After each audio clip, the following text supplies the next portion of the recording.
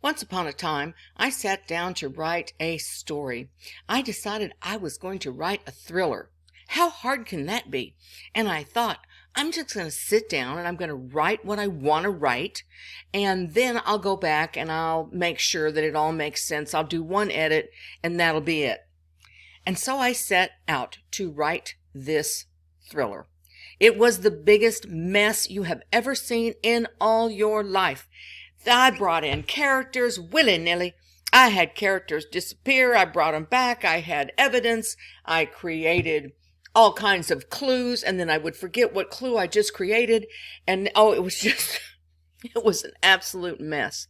So now I sit down and I try to edit that, and I can't even make sense of what I wrote because I'm having to take notes about the characters that I created and what happened to them.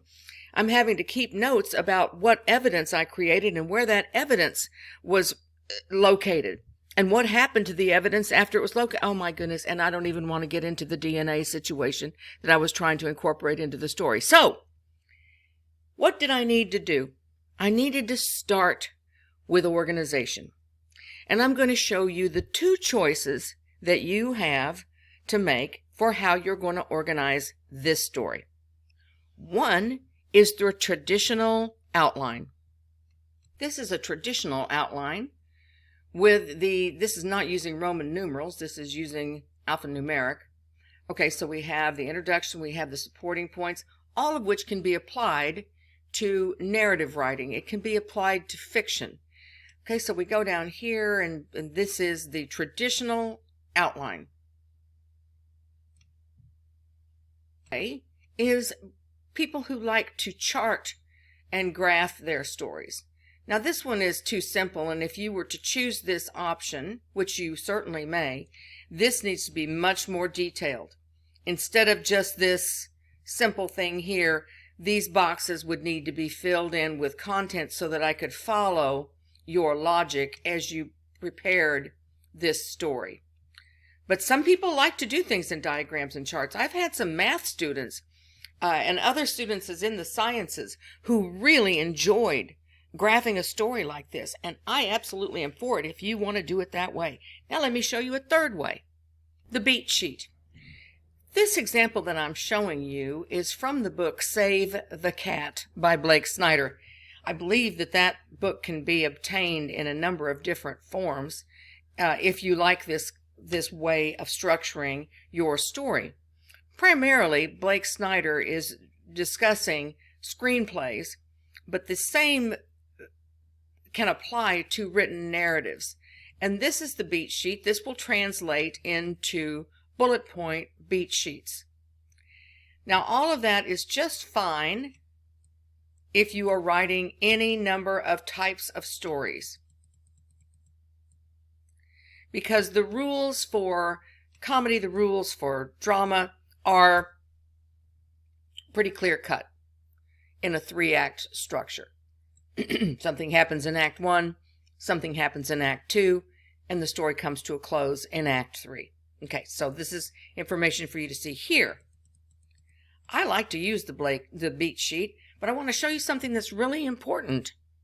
If I am writing a romance story, the beat sheet structure is different because I want a different experience for my reader. And so this is a neat little page that I'm including here also as an option. And this shows you what the beats would break down into. And that kind of helps in figuring out the structure of where your beats go. You can put this on your page and then do your bullet points below as you plan your strategy for your story. And this again is what we call the 3-act structure. Now, as you are writing this story, because it's going to be a narrative, each one of these acts may be multiple chapters. So as you're writing, you're going to have in Act 1, you'll have chapters 1 through I don't know how many to tell your story. But this is what needs to happen within that act. Let's take a look at one of my beat sheets.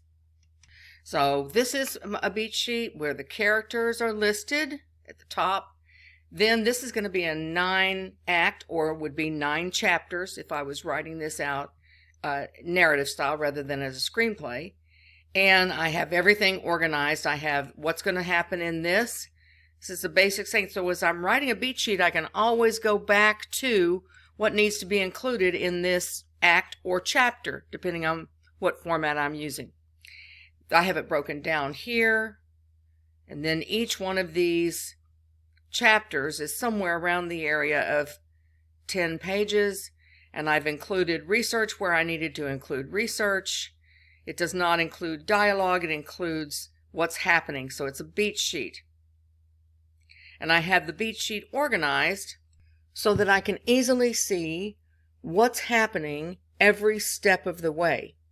Then I can fill in that beat sheet with the details, the descriptions, what they are saying, how they look, what they wear, how they act, who they interact with, because I know in the beat sheet that I have specifically placed character information, plot information, and movement of the story. And I never vary from that.